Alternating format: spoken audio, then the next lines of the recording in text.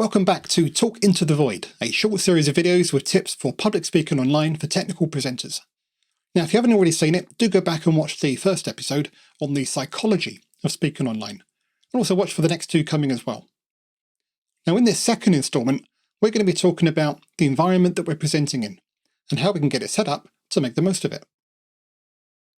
First, it pays to give deliberate thought to your physical desktop, or wherever you're presenting from. Make sure that you have everything that you need to hand. Maybe you have printed or written notes. Where would they be so that you can see them or get to them discreetly? Will you have a drink on hand? Now, water is always a good idea. But again, make sure you have somewhere to put it, that it won't be in your way, and you're not going to knock it over your expensive equipment. Oh, damn. I'll get that. But maybe you have some props. And books are a typical example, but sometimes there are other things that you might want to show up to the camera to make it a bit more engaging and different. It's one of the advantages of presenting from your home or office. What do you think? Good idea? No, you're probably right. Now, for anything that's not needed, do try to keep your immediate space clear from clutter, just to give you space to breathe, think, and focus on your delivery.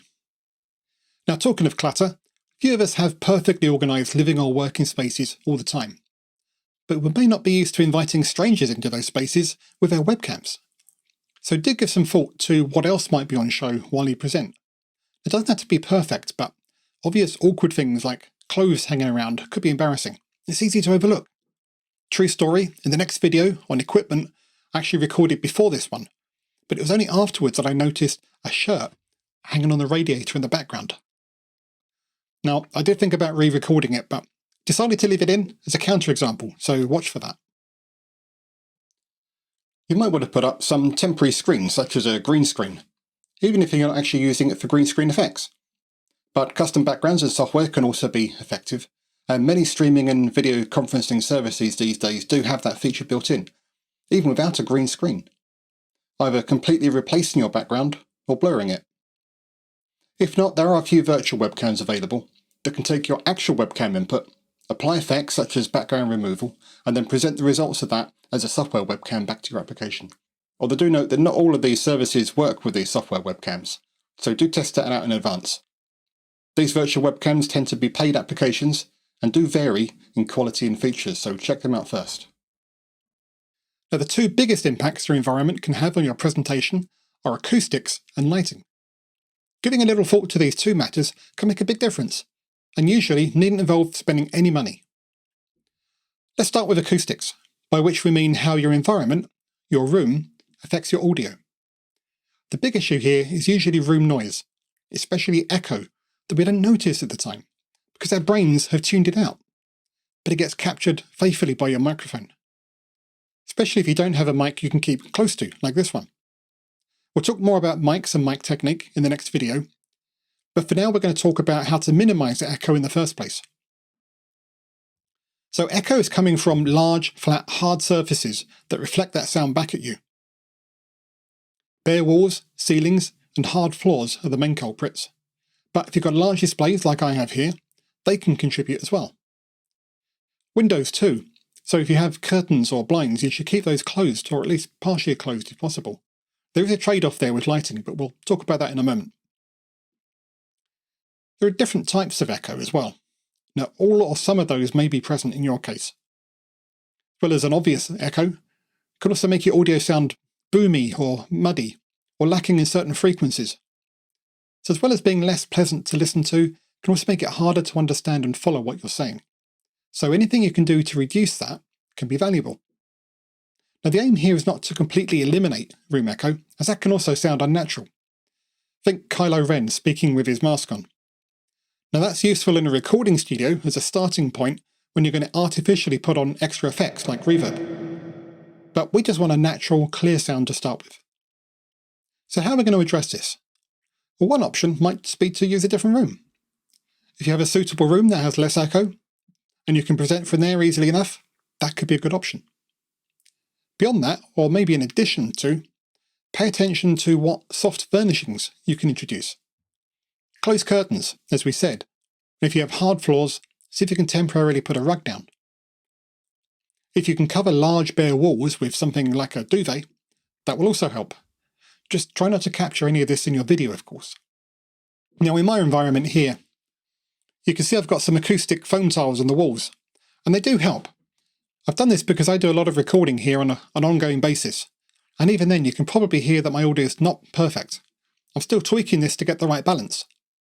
Right now I think I have a problem with bass reflected from the corners of the room, and there are some specific treatments for that I'll be trying next. But this is a real deep rabbit hole that you can spend a lot of time and money going down, so don't go down that way unless you're really dedicated for the long term. Biggest differences can be made with what you already have and just a few simple changes. Some other things to watch for: if you have any glasses on shelves, especially glass shelves, they might resonate with certain sounds. Similar with guitars and other acoustic instruments that you may have hanging on your walls. I've got one here. I don't think it's been an issue yet, but it's just something to watch for. Then there's all sorts of background noises to watch for, and control if possible. The obvious ones like kids, pets, road noise, and maybe something you hadn't thought of: neighbours, clocks ticking. If you have AC or a fan, this can be surprisingly loud in a recording, even if your brain tunes it out in person. Unexpected or unmanageable interruptions are a fact of life and our new normal. We can't control for everything. So deal with what you can, but if something does happen, like one of your kids bursts in, or your cat jumps in front of your camera, just try not to let that faze you. Roll with it and move on. Expect the unexpected, you won't be disappointed. So let's shed some light on lighting. Now in film and video, in general lighting is incredibly important, but can also be quite complex. Now fortunately we're not aiming for Hollywood or Netflix production values here. Viewers just want a fairly clear view of the presenter, while they focus mostly on your slides and what you're saying. So here's a few simple things to keep in mind that can make a big difference. Perhaps the biggest is just to avoid being backlit, if at all possible. Sitting with a window or other big light source directly behind you is quite common, but that can destroy the ability of your camera, even a good one, to balance you out against it. Typically you'll appear as a silhouette, or at best be shadowy and low contrast. So do what you can to minimise or eliminate such problematic lighting. For example, closing curtains, which will also improve acoustics. Ideally, you want light to be coming from in front of you, or from the sides. Ideally still at least partially in front. Now, if it is coming from the sides, try to make it both sides to avoid heavy shadows again. So you might need to experiment here, maybe changing your room around. Now, good effect can be if your face is well lit and the background less so, and that helps you to pop out of the background. Now there is an advanced technique that actually involves backlighting. If you get the angle just right, it can give you a bit of a glow without affecting the overall balance, also helping to separate you from the background. But unless you're feeling particularly adventurous, just stick with the basic front lighting. That's usually the safest bet. Although even light from the front, there are things to watch for. If you have a window in front, the natural light, that can be good, but it can also be very variable. With the weather and the time of day, it might also be too bright. So it can still be worth combining or even replacing that with artificial light. Like this, for the sake of consistency and control.